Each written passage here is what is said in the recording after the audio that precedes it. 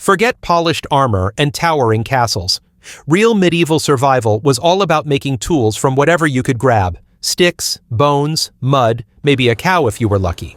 When your life depended on being clever, not comfortable, you didn't complain, you built. Today, we're diving into 10 survival tools medieval people crafted from scratch that still put some modern gear to shame. Fire-starting kits, flint and steel. In medieval Europe, fire was everything: warmth, cooking, protection. Without matches or lighters, the fire-starting kit was as essential as water. People carried flint and steel wherever they went, usually in a little leather pouch. Flint is a sharp rock that, when struck against a hard steel surface, produces a shower of sparks. To catch those sparks, medieval people prepared char cloth, made by slowly burning linen or cotton scraps in a sealed pot. This ultra-flammable material could turn one little spark into a life-saving blaze. It took practice and a lot of patience, but once mastered, it was incredibly reliable. Entire families would teach their children how to spark a fire by the time they could walk.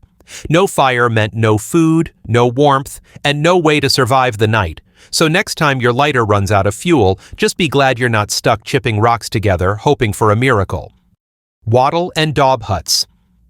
If medieval survivalists had a blueprint for emergency shelters, it was waddle and daub. These huts were cheap, quick, and surprisingly strong. First, they bent saplings into an arch or frame. Then, they wove long, flexible sticks horizontally through the uprights like a giant basket. After that came the daub, a thick, sticky paste of mud, clay, straw, and sometimes animal dung. They smeared it over the waddle until it hardened into a surprisingly weatherproof wall. Sure, it wasn't glamorous, and the smell was memorable, but it could last for years. Archaeologists have found entire medieval villages built this way, some surviving centuries later.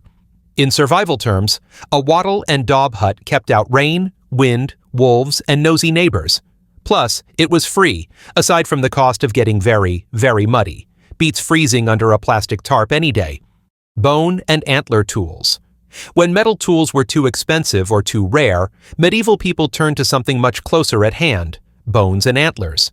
After a successful hunt or a scavenged carcass, nothing went to waste. Long bones were shaped into knives, needles, awls, and even fishing hooks.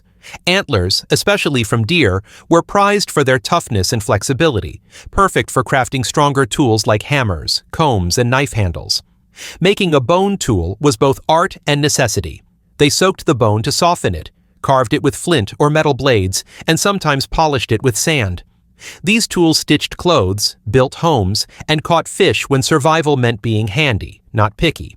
Today, primitive survivalists still study bone tool making because when the hardware store is a 3-day walk away, a rib bone might just save your life.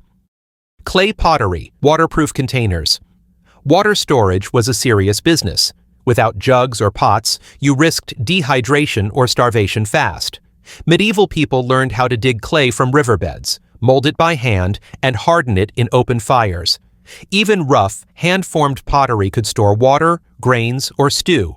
If you were fancy, you might glaze your pot with ash and refire it for extra water resistance. Broken pots? No problem. Shards became cooking stones or even sharpening tools. Pottery was essential because it meant cooking stews instead of eating raw roots all winter. Every village had a potter, and every traveler learned basic clay work in case they needed an emergency bowl. Modern survivalists still praise basic clay pottery as one of the most underrated survival skills. Plus, nothing humbles you like spending 3 hours making a wonky mug that leaks anyway. Rope from plants. Medieval survival without rope? Impossible. Whether you were tying down a shelter, hunting, fishing, or hauling firewood, strong cordage was crucial. Peasants made rope from plant fibers like nettles, flax, and even tree bark. Nettles were a favorite, once you got past the stinging part, because their fibers were long, flexible, and strong. Making rope was surprisingly scientific. First, you retted the plants in water to soften them, then peeled away the fibers. After drying them, you twisted them carefully, strand by strand, into strong cords. Medieval farmers often had entire ropes made from scratch faster than modern campers can unpack a tent. In fact, strong medieval ropes were so vital that people sometimes buried secret rope caches for emergencies. If you ever find yourself in a survival situation, remember, ropes hold your shelter together, haul your food, and might just save your life when your shoelaces snap. Leather water flasks. Before plastic bottles and steel canteens, medieval people relied on leather flasks for carrying water. They made them by carefully stitching animal hides and sealing the seams with beeswax or tree resin to make them watertight. Cows, goats, and even deer provided durable skins for these essential survival items. Leather flasks were lightweight, flexible, and surprisingly tough, surviving long journeys and harsh winters. Some medieval soldiers even carried their ale or medicinal brews in leather bags tied to their belts. Crafting one wasn't easy. You needed good sewing skills, patience, and the ability to seal leaks without modern adhesives. Survivalists today still admire medieval leatherwork for its practicality. When you are days from the nearest clean water source, a humble stitched-up goat bladder can look a lot more beautiful than the fanciest designer bottle. Primitive fishing nets. Fishing nets were lifesavers in medieval survival. Forget fancy rods or reels. Medieval people wove simple nets from plant fibers like hemp, nettle, or flax. They tied knots carefully to create mesh that was just the right size to trap small fish. Nets could be cast by hand, anchored across rivers, or even fashioned into traps with wooden frames. If you lived near a river or coast, a net wasn't just useful, it was critical. Some records show entire families crafting nets during long winter evenings by firelight. Fish were one of the few fresh food sources available year-round, and a good net meant you could feed your family without chasing dinner across the landscape. Today, bushcraft experts still recreate medieval net weaving techniques because when you need calories fast, building a fishing net beats playing Tarzan with a spear any day. Bark baskets. Need to carry food, firewood, or wild herbs but don't have a backpack? Medieval people peeled the inner bark from trees like birch, elm, or linden and wove lightweight baskets. These bark baskets were tough, flexible, and biodegradable. Perfect for foragers and travelers who needed portable storage without lugging around heavy gear. Making one involved stripping bark carefully, soaking it until soft, and then weaving strips together into baskets, pouches, and even plates. These lightweight carriers allowed peasants to haul everything from berries to firewood. Some clever medieval folks even waterproofed their baskets by brushing them with animal fat or tree resin. Archaeologists have found ancient bark baskets that survived thousands of years underground, proving how ridiculously effective they were. In a survival situation today, a bark basket could mean the difference between dragging dinner home and leaving half of it behind. Sling weapons. Not every survival tool was about building shelters or carrying water. Sometimes you needed to defend yourself or hunt on the fly. That is where the humble sling came in. Medieval people crafted slings from braided wool, leather, or even plant fibers.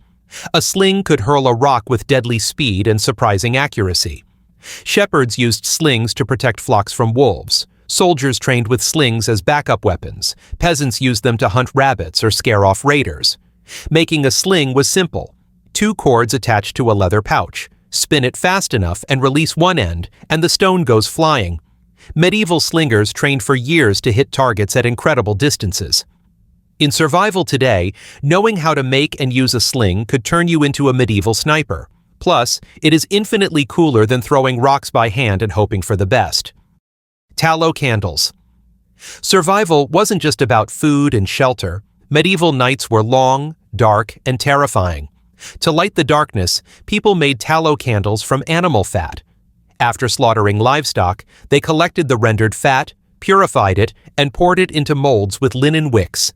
Tallow candles were smoky and smelled like an old barn, but they worked. Light meant more than convenience. It meant safety from predators, thieves, and even evil spirits according to medieval superstition. Some families made enough candles in autumn to last the entire winter. In survival today, knowing how to make basic fat-based candles could mean the difference between sitting blind in the dark or having enough light to cook, work, and stay sane. Sure, your survival hut might smell a little funky, but it beats stumbling around in total darkness, wishing you had paid more attention to history class. Survival was built by hand. Medieval people didn't have gear shops, online tutorials, or 911. They survived because they knew how to turn the raw world around them into weapons, homes, fire, and food. Every stick, bone, and stone became a tool with a purpose. These forgotten skills remind us that survival isn't about having the best gear. It is about having the best knowledge and the will to use it. Whether it is weaving rope from nettles or starting fire from rocks, medieval survival was gritty, clever, and downright inspiring.